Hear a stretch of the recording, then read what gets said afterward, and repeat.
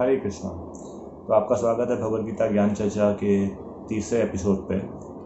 हमने पहले 1 से लेके 3 नंबर श्लोक पहले अध्याय का कवर कर लिया था पहले 2 एपिसोड में, और आज हम चौथे श्लोक से चालू करेंगे।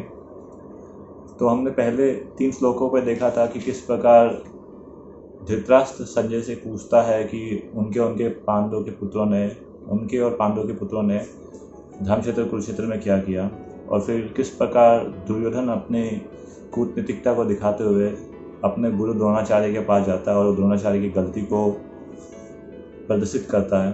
अगर आपने वो नहीं देखा है तो पहले प्लीज़ उस वीडियो को देख लीजिएगा ताकि आपको चौथे श्लोक से चीज़ें अच्छे से और ज़्यादा समझ में आए। तो आज का जो श्लोक है, चौथा श्लोक, यानी कि अत्र सुरा महा इसु असा भीम अर्जुन समायुधि युधान विराटश्च द्रुपद महारथा। अर्थात इस सेना में भीम तथा अर्जुन के समान युद्ध करने वाले अनेक वीर धनुर्धर हैं, यथा महारथी युधान, विराट तथा द्रुपद। तो ये श्लोक संजय भले धृतराष्ट्र को बता रहे हैं, पर ये श्लोक दुर्योधन द्वारा बोला गया है।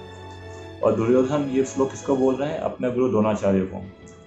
और ये श्लोक द्रोणाचार्य को बोलते हुए वो फिर से द्रोणाचार्य का गुस्सा को प्रज्वलित कर रहे हैं। क्यों कर रहे हैं? क्योंकि वो ये प्रज्वलित कर रहे हैं कि आपके ही शिष्य आपके अगेंस्ट खड़े हैं, यानी कि भीम और अर्जुन।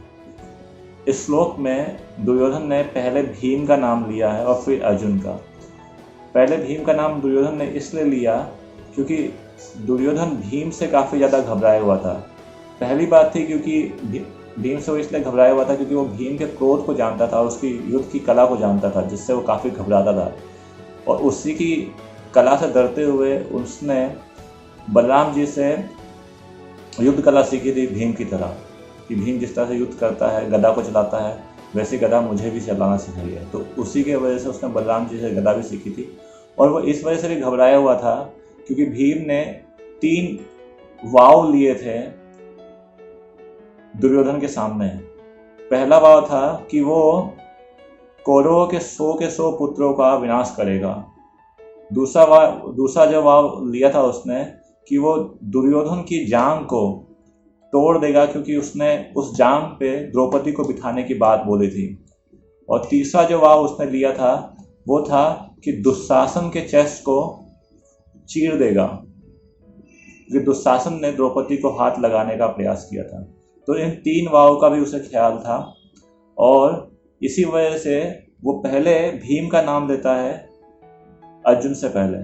अर्जुन वैसे भी महारथी है, बट उसके बाद में भी वो क्या कहता है, पहले भीम का नाम ले रहा है, क्योंकि अर्जुन सबसे ज़्यादा शक्तिशाली योद्धा है पांडवों की तरफ में।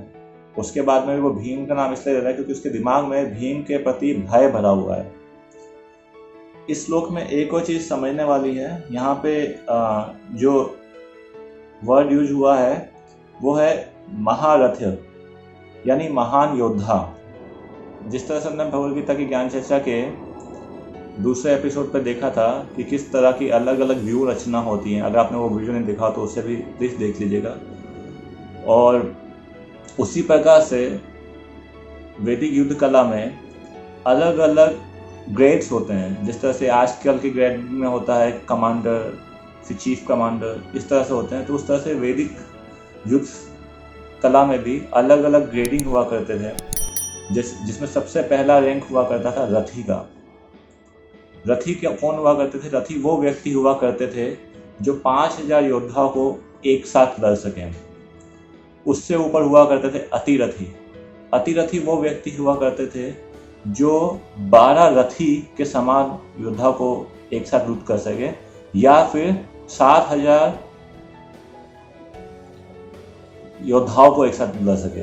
या तो वो 12 रथियों को एक साथ लड़ेंगे या 60,000 युद्ध के सैनिकों के साथ एक साथ लड़ेंगे। इसको अतिरथी कहते थे। उससे ऊपर हुआ करते थे महारथी। महारथी कौन हुआ करते थे? जो कि 12 अतिरथियों को एक साथ युद्ध करते थे, या फिर 7,20,000 योद्धाओं को एक साथ युद्ध करते थे। महारथी से ऊपर हुआ करते थे अति महारथी, अति महारथी में भी लोग ऐसे हुआ करते थे जो कि 12 महारथियों को एक साथ युद्ध करते थे, या फिर 86,40,000 योद्धाओं को एक साथ युद्ध करते थे। और उससे ऊपर भी हुआ करते थे महारथी, और ये महारथी 24 अति महारथी को एक साथ युद्ध करते थे, या फिर कुल मिलाकर 20,73,07,000 योद्धाओं को एक साथ युद्ध करने वाले, तो इनको महारथी बोला जाता था। तो हम जानते हैं कुल मिलाकर 11 अक्षौणी सेना कौरवों की तरफ थी महाभारत के युद्ध में, और 7 अक्षौणी सेना पांडवों की तरफ थी। अब ये अक्षौणी सेना क्या होती है? ये भी एक तरह की सेना की ग्रेडिंग है। जिस तरह से रथी और महारथियों की ग्रेडिंग होती है, उस तरह से अक्षौणी सेना की कैपेसिटी की, सेना में कुल कितने लोग हैं उसके हिसाब से अक्षौणी बोला जाता है। तो कुल मिला के जो अक्षौणी होती है उसमें जो सबसे छोटी यूनिट, यानी कि सेना की जो सबसे छोटी यूनिट होती है वो होती है एक पति की। एक पति में कुल मिला के एक रथ होता है, एक हाथी, 3 घोड़सवार और 5 पैदल चलने वाले सैनिक। इसके बाद में सेना मुख, जो कि पति जितने लोग हुआ करते थे उससे 3 से मल्टीप्लाई करके, यानी कि इनके अंदर 3 रथ, 3 हाथी और 9 घोड़सवार और 15 पैदल सैनिक होते हैं। उससे ऊपर गुल्मा में वैसे ही होता है 9 रथ, 9 हाथी, 27 घोड़सवार और कुल मिलाकर 45 पैदल चलने वाले। फिर गना, उसके बाद वहिनी, परुथना, चामू और अखिनी, इन सब में 3-3 करके मल्टीप्लाई होता रहता है प्रीवियस यूनिट के बराबर में। और जो अक्षौणी होती है उसमें अखिनी से 10 से मल्टीप्लाई होता है। तो ये सारी लिस्ट ये है, आपके सामने है, तो आप इसे समझ सकते हैं कि एक अक्षौणी में कुल मिला के कितने सैनिक होते हैं। यानी एक अक्षौणी में कुल मिला के 21,870 रथ, 21,870 हाथी, 65,610 घोड़सवार और कुल मिला के 1,09,350 पैदल चलने वाले सैनिक। तो इसको एक अक्षौणी बोलते हैं। तो इसी प्रकार 11 अक्षौणी सेना कौरवों की तरफ थी और 7 अक्षौणी सेना पांडवों की तरफ। अब हम अपने अगले श्लोक यानी 5वें श्लोक पे चलते हैं। 5वें श्लोक से लेके 6ठे श्लोक तक दुर्योधन पांडवों की तरफ के योद्धाओं के नाम ही बता रहा है। वो श्लोक क्या है? 5वां श्लोक है, धृष्टकेतु चेकिताना काशीराज च वीर्यवान पुरीजाता कुंती भोजश्च सभ्य च नरपौंडवा। अर्थात इनके साथ ही धृष्टकेतु, चेकितान, काशीराज, पुरुजित, कुंती भोज तथा सेव्य जैसे महान शक्तिशाली योद्धा भी हैं। 6ठे श्लोक में युद्धमान्यो च विक्रांत उत्तम भोज च वीर्यवान सौभद्र द्रौपद्या च सर्वे एव महारथा। अर्थात परिकामी युद्धमनु, अत्यंत शक्तिशाली उत्तम भोजा, सुभद्रा का पुत्र तथा द्रौपदी के पुत्र, ये सभी महारथी हैं। यहाँ पे बोला गया है सुभद्रा का पुत्र। सुभद्रा का पुत्र बोलने का मतलब यह है कि क्योंकि सारे पांडवों यानी कि 5-5 पांडवों को द्रौपदी के द्वारा एक एक पुत्र प्राप्त हुआ था, यानी द्रौपदी के 5 पुत्र, और अर्जुन की दूसरी वाइफ भी थी यानी कि सुभद्रा का द्वारा उनका एक पुत्र यानी कि अभिमन्यु भी महारथी हैं। और 7वें श्लोक में बोल रहे हैं दुर्योधन कि अस्माकं तु विविस्थाना ये तानि बोध द्विजोत्तमा नायका मम सैन्यस्य